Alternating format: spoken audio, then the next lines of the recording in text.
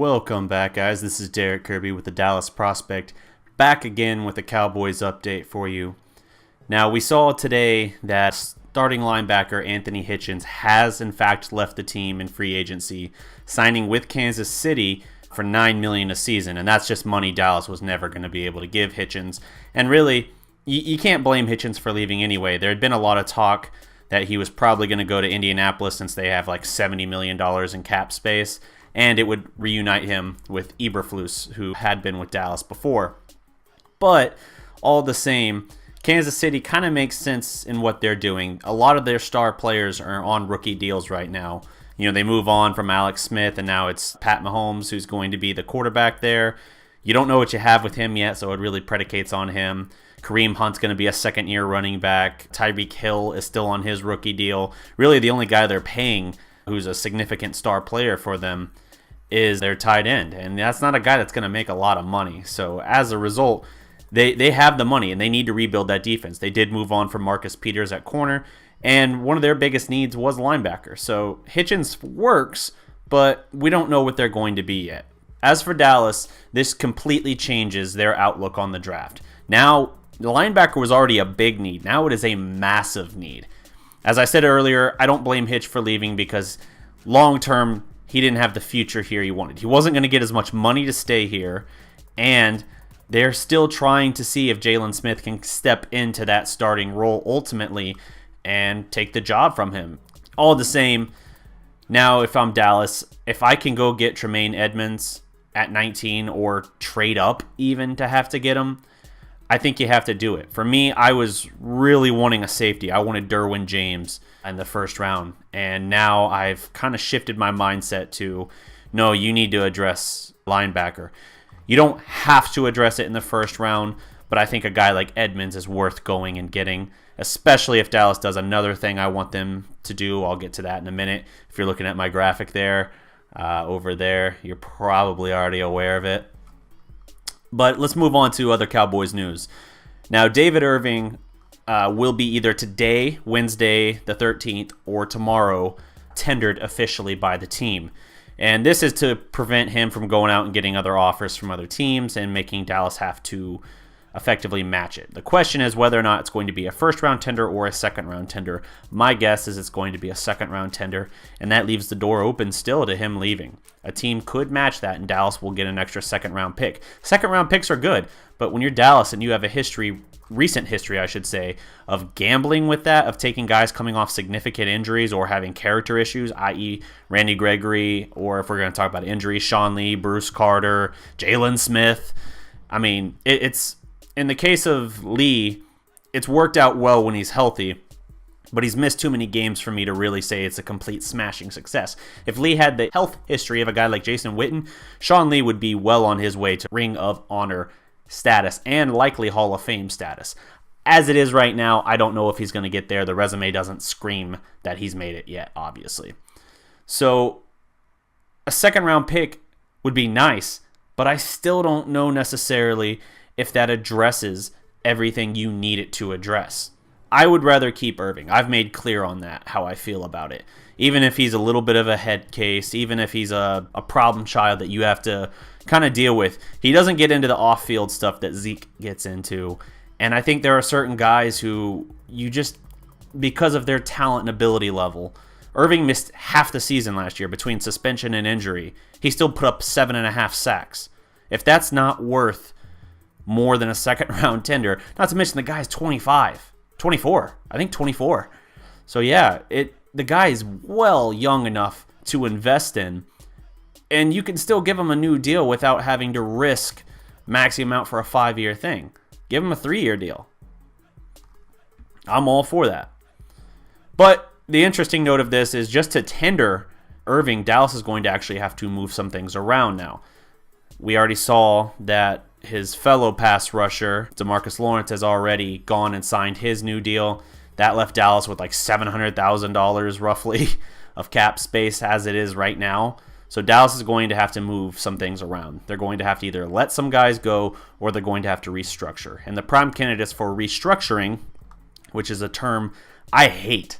I hate when Dallas restructures all the time because all it does is push dead money back dead guaranteed money back, and it really hamstrings what you can do. It's why we can never spend big in free agency these days. The candidates are Sean Lee, which I don't like because of injury history. You don't want to push back guaranteed money to a guy who can't stay healthy. I'm looking at you, Tony Romo, and you're freaking $19 million. Another candidate who makes a lot more sense is Travis Frederick. I think that makes sense to restructure him as well, because it's not as devastating to push back some of his guaranteed money. So that could open up the space for them to tender David Irving.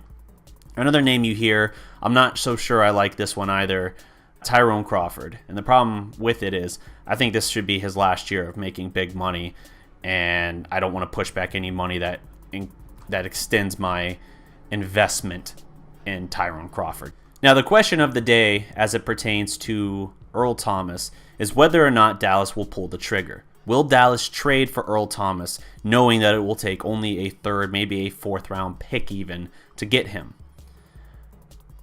If I'm Dallas, I have to do it. Like, it makes too much sense to do it. Your window, your prime window right now to win is while Dak and Zeke are on rookie deals. By the way, I don't think Zeke's coming back for a second contract. But it makes sense to do it now. And if you're going to go with that philosophy, then you have to invest that money somewhere else that makes sense. I think Earl Thomas has 2 to 3 more years of elite coverage play. Not only does Dallas need a defensive leader outside of Sean Lee. Sean Lee, he's brilliant on the field. He can dissect plays, recognize plays, and attack and wrap up. He is great, but he's not a dog, and he's not really a leader. Those are both things that Earl Thomas is. He's familiar with Chris Richard, I think the next defensive coordinator in Dallas. It makes total sense to bring him in. And Dallas has a lot of safeties, but no one who's really a cover safety who can cover sideline to sideline. That is exactly what Earl Thomas does. It makes too much sense for Dallas to bring him in and try to win now. That doesn't mean necessarily that you change your plans from drafting a safety, by the way. Maybe you don't take Derwin James at 19, or God forbid if you had to trade up to get him. But it does mean you can still look to invest in someone. The kid out of Stanford comes to mind. Fitzpatrick from Alabama. There are other good safeties you can look at. But yes, if I'm Dallas, I absolutely take a look at extending a call to Seattle to figure out what it takes to get Earl Thomas in here. Sources inside the Star have said moves Dallas is really taking a look at. I know they wanted Sammy Watkins. That was reported earlier today. They were interested in Sammy Watkins, but the only way that was really going to work was if they had opened up some of the money. And one other way to open up some of that money, believe it or not, is actually by signing Zach Martin to a new deal. Because like we saw with Tyron Smith, when his new deal kicked in, the first year he only made like $5 million. That's less than the last year of his rookie deal, which would be the same for Zach Martin. So you can actually open up space by long-term signing one of your guys. And if I'm Dallas, that's a no-brainer. Every day that Dallas waits to lock up this deal with Martin, the price just goes up. We just saw Jacksonville sign a random guard whose name I can't even think of off the top of my head right now, to a $66 million deal, 5 years, comes out to $13.3 million a year. I believe I saw he's the highest paid offensive lineman in football now. Zach Martin's the best guard in football. This guy was also a guard, by the way. So now, Russell Okung is another one who's making about that ballpark money.